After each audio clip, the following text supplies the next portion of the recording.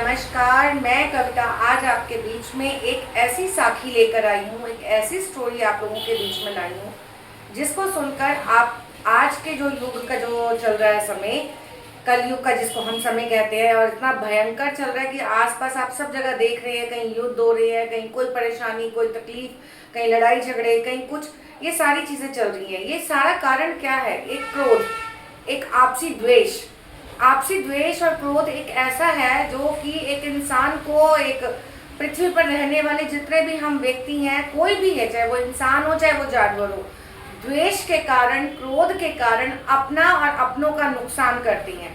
ऐसे ही एक स्टोरी मैं आपके बीच में आज लेकर आई हूँ। स्टोरी क्या है? एक साधु बाबा हुआ करते थे, उनके साथ एक तोता रहता था। तोता और साधु बाबा जहाँ जहाँ जाते वहाँ वहाँ तोता उनके साथ पूरी रौनक उनके साथ लगा के रखता, उनसे बातें करता, उनका दुख सुख का साथी। कहाँ पे पानी है, कहाँ पे नहीं है, वो उड़कर तुरंत देख आता था। कहाँ पे भोजन है, कहाँ पे भोजन नहीं है, वो तुरंत उड़ के देख आता था और साधु बाबा को बता दिया करता था कि यहाँ से इतनी दूरी पर खाना है, इतनी दूरी पर पानी है। तो वो सारी साधु बाबा को मदद करता था। एक पुत्र के नाते समझ लो वो अपना फर्ज उनके साथ अदा करता है। ऐसे ही एक बार साधु बाबा बहुत थक गए चलते चलते। तो साधु बाबा ने कहा अब मुझसे और नहीं चला जाएगा, अगर तुमने कहीं उड़ के जाना है तो तुम उड़ के घुमाओ फिराओ। तो उसने कहा नहीं, मैं बहुत समय हो गया है बाबा, तो मैं ना अपनी ही लोगों से मिलकर आता हूँ। तोता है, पक्षी है, तो पक्षियों से ही मिलने जाएगा, तो ऑब्वियसली बात है। तो वो निकल गया, उड़ते उड़ते चला गया अपने दोस्तों से मिलने, पक्षियों से मिलने, और बातचीत करने लगा। और कहता जब मैं आऊँगा तो आपके लिए एक सरप्राइज लेकर आऊँगा। वो सरप्राइज ऐसा होगा जो आपको जीवन भर उसका आनंद देगा, आप कभी जिंदगी में उस चीज़ से थकोगे नहीं। तो उसने कहा ठीक है। वो उड़ते उड़ते चला गया, उड़ते उड़ते गया, और वहाँ से एक वो बीज जब वापस आया तो एक ऐसा बीज लेकर आया कि जिस बीज को खाने से, उस बीज के फल को खाने से जो है, जो बुजुर्ग व्यक्ति हैं वो जवान हो जाते थे। ऐसा उस तोते ने उनको साधु बाबा को बताया। साधु बाबा ने कहा ठीक है, लेकिन उसको समय लगता है फल को आने में। तो उन्होंने अपनी ही कुटिया के पास उस पौधे को, बीज को बो दिया और इंतजार करने लगे उस पौधे को बढ़ने में, पेड़ बनने का इंतजार करने लगे। जैसे ही वो पेड़ बना 4 से 5 वर्ष बाद, तब तक तोता और साधु बाबा ऐसे खेलते कूदते, कहीं पानी का, कहीं खाने पीने का करते, पूरी मौज मस्ती करती रही। दोनों की जिंदगी बहुत अच्छे से चल रही थी।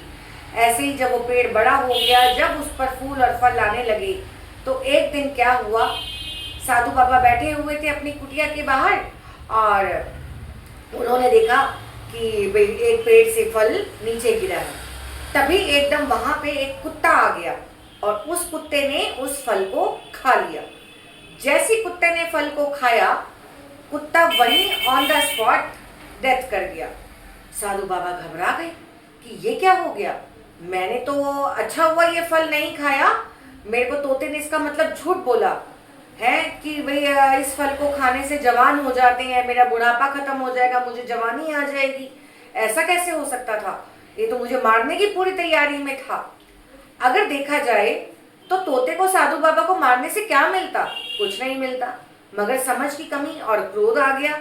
इतनी सी चीज को देख के साधु बाबा में क्रोध आ गया, जो कि नियति नहीं कहती कि साधुओं को कभी क्रोध करना चाहिए, क्योंकि वो सभी दीन दुनिया से दूर होते हैं, अपनी किसी रिश्तेदारी में नहीं होते, संसारिक मोह माया में नहीं होते। लेकिन क्रोध, कहते हैं 5 विकार, काम, क्रोध, लोभ, मोह, अहंकार, जिसने इन 5 पे कंट्रोल कर लिया उसने अपनी इंद्रियों पे कंट्रोल कर लिया। तो अब जब उनको क्रोध आ गया तो उन्होंने उस क्रोध के अंदर तोते की हत्या कर दी। अब उन पे एक हत्या का दोष लग गया। तो ऐसे ही एक दिन जब साधु बाबा बैठे हुए थे तो दूसरा फल गिरा। वहां से एक बुजुर्ग व्यक्ति आ रहे थे, वो बहुत थके हुए थे और भूखे और प्यासे थे। जैसे उन्होंने नीचे फल को गिरा हुआ देखा, क्योंकि ऊपर से तो वो फल तोड़ नहीं सकते थे, तो उन्होंने वो नीचे से फल को उठाकर खा लिया। साधु बाबा अपनी कुटिया से ये नजारा देख रहे थे, बड़े तसल्ली से देख रहे थे कि इसने ये फल खाया है और अब ये मृत्यु प्राप्त कर जाएगा। मगर देखा क्या करिश्मा, जैसे ही उस बुजुर्ग ने उस फल को खाया, वो बुजुर्ग नौजवान बन गया, 18 से 20 साल का युवक बन गया। साधु बाबा ये देखकर हैरान हो गए और परेशान हो गए कि मैंने उस तोते की हत्या कर दी जो मेरा इतना साथ देता था।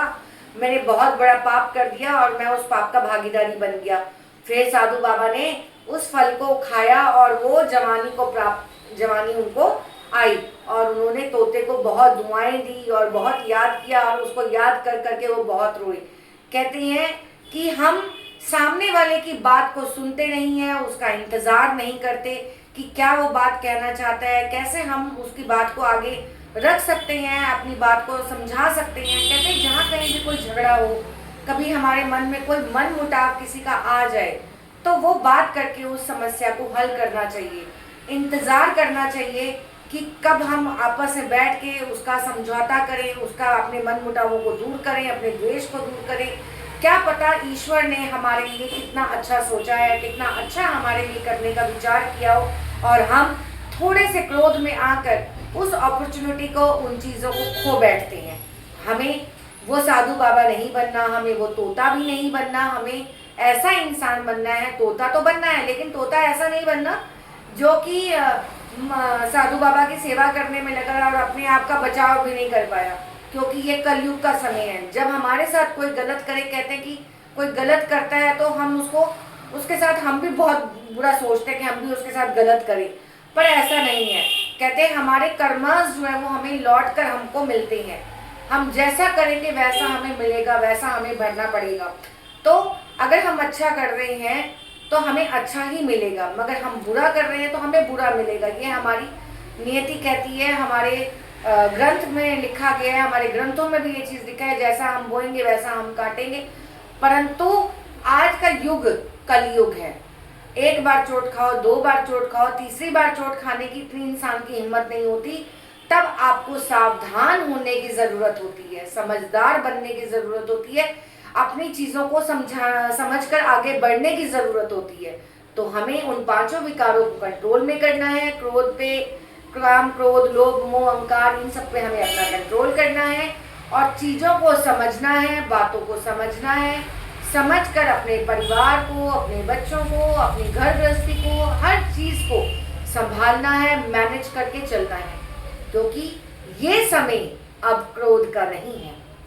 अब ये जो समय है कलयुग का समय है। इस समय में हमें शांति से, शांत मन से हर चीज़ का विचार विमर्श करके, अपनी बातों को आगे सामने रख के, उन समस्याओं का हल करके ही अपनी बात को आगे रख के आगे बढ़ना चाहिए।